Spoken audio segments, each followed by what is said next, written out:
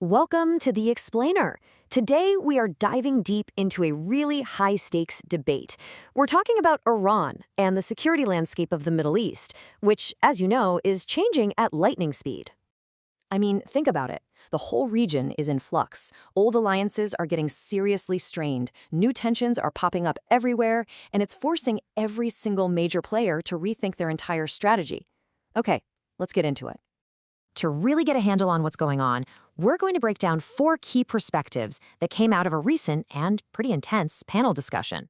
We're going to look at how Iran sees itself, what the region thinks the real threat is, the ongoing beef between neighbors, and where the West fits into all this, or if it even fits in at all. All right, first up, Iran's view of itself. When the former foreign minister, Dr. Javad Zarif, was asked if recent setbacks have basically paralyzed the country, he argued the exact opposite. He painted a picture of a nation that is as strong as it's ever been. You hear that, right?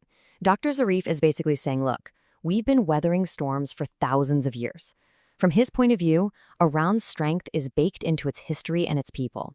It's not something they just bought or imported. And because of that resilience, you just can't count them out. And he offers up some proof. He points to an incident where he claims the U.S. had to evacuate all of its regional bases before a planned attack could even happen. Now, from his perspective, making a superpower do that, that's not a sign of weakness at all. It's a huge demonstration of Iran's power to make its enemies think twice. So the big question is, has Iran's strategy actually changed? Well, according to Zarif, the answer is a hard no. In fact, he sees that brief period of compromise around the nuclear deal as the exception, the aberration, as he puts it. He says Iran has simply gone back to its default setting, the resistance strategy it knows best. Okay, so that's Iran's take. But now let's look at how the region itself defines the threat. For decades, the U.S. has been pointing the finger squarely at Iran as the main source of instability.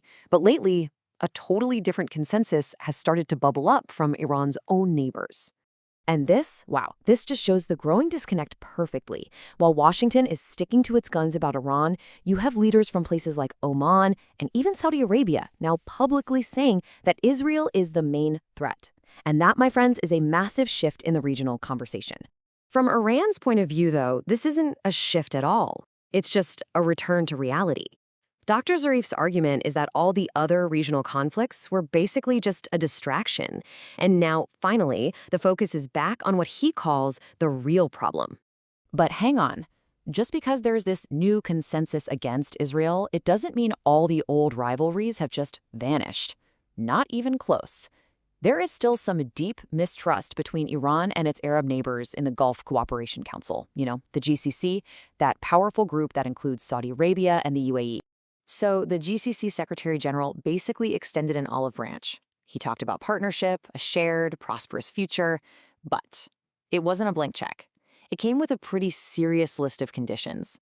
And these are not just suggestions, okay? They're demanding that Iran completely stop its policy of exporting the revolution, supporting groups all across the region that share its ideology.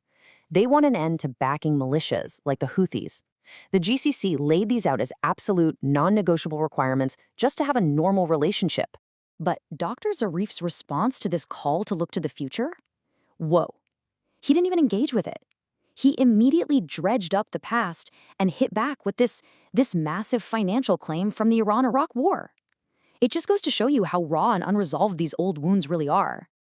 And that tense personal exchange, it's the perfect snapshot of the entire relationship. It's like a microcosm of the whole problem. Even when leaders say they want to look forward, the past is this huge, unavoidable roadblock that they can't even agree on, let alone get over.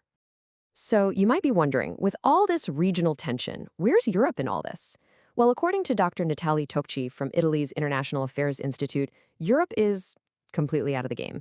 Dr. Toshi's argument is pretty blunt. She says Europe has developed this tunnel vision focused on Ukraine, and it's made it unable to hold 2 thoughts at once. By seeing the entire world through that one single lens, it has effectively torpedoed its own influence in the Middle East. And you know who strongly agrees with that? Iran. Dr. Zarif argues that Europe kept sacrificing its own interests, and let's not forget the nuclear deal, just to follow Washington's lead. And, in his view, they got absolutely nothing in return for that loyalty. So what's the result of all this? A massive disconnect. The old security structures are basically crumbling.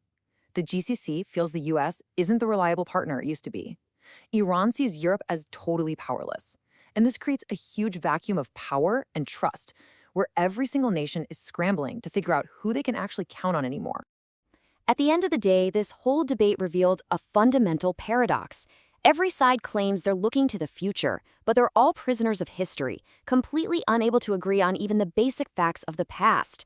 And that leaves the future of one of the most critical regions on Earth dangerously, deeply uncertain.